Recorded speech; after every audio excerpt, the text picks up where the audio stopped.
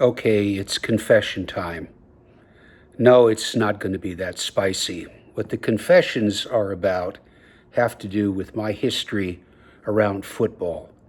And when I say football, I mean what the world calls football and what most Americans call soccer.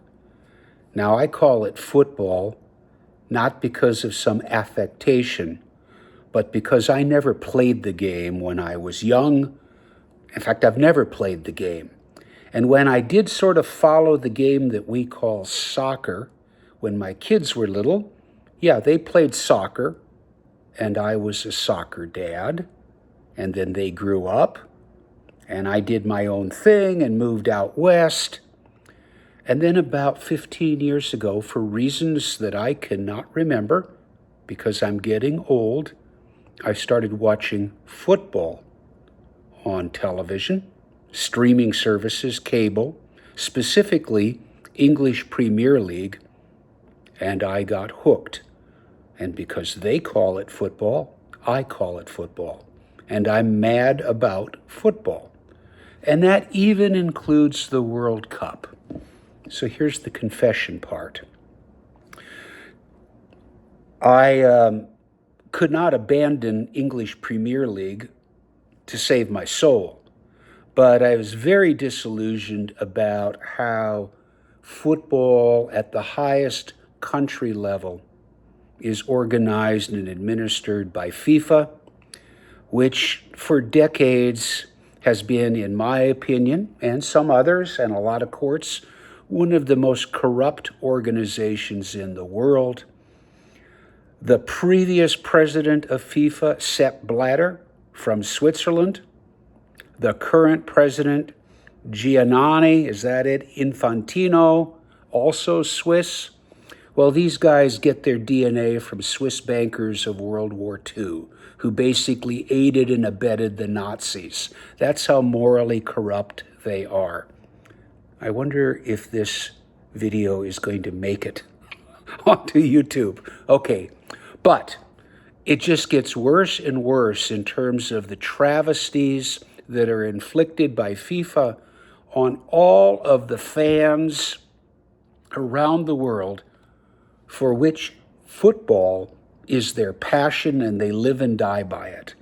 And of course, this year, the World Cup is being hosted by the United States, by Canada, by Mexico. So all of the games are in my time zone or close to it.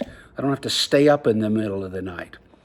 But I had decided I was going to boycott watching any World Cup games.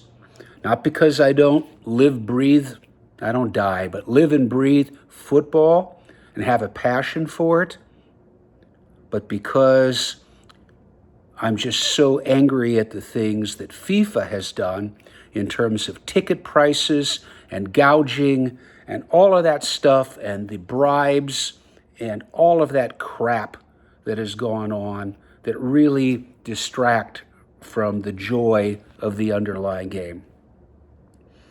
And then a day or two before the World Cup game started, just a few days ago, because I said, I'm not going to watch these games. I'm not going to pay for a new streaming service that I don't have, so I won't be tempted. And lo and behold, I discovered that Peacock, NBC Peacock or Peacock, also has Telemundo as part of its fold. Every single game is on Telemundo, and I'm subscribed to Peacock, so I'm not paying anything more. I know I'm rationalizing this all, but I'm not paying any additional fees for something I already have. I have Peacock because it carries English Premier League, by the way. Okay, so I thought, well, what's the point of shooting myself in the foot? It's not like I'm throwing any more money ultimately into the coffers of FIFA. I'm already paying my fee for Peacock. Just so happens that they've got Telemundo. It just so happens that all the games are there. So here we are, 4 days into the World Cup, and I've watched every single match, and I'm loving it. and I'm not apologizing. I'm going to watch every single match. I can do that. They're on replay, but I can watch almost all of them live anyway. I'm going to do it. And that's the way it's going to be. And I'm not going to comment on the quality of the games because I never played the game. I know something about it. I'm getting a big kick out of seeing the English players, and other players who play in the English Premier League and finding out what national teams they are.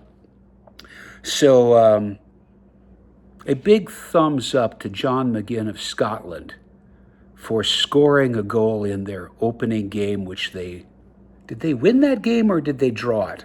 Now I don't remember, but I do know that John McGinn scored a goal, and it was fabulous. So that's that. Confession time is over. Yeah, there's a lot of games to watch between now and the finale, which will be in the Meadowlands, I think, in New Jersey, sometime towards the end of this month, or end of July.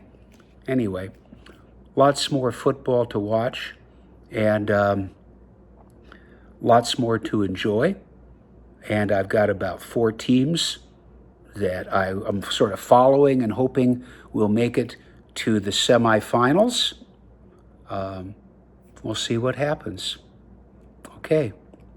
Forgive me for my sins. Bye.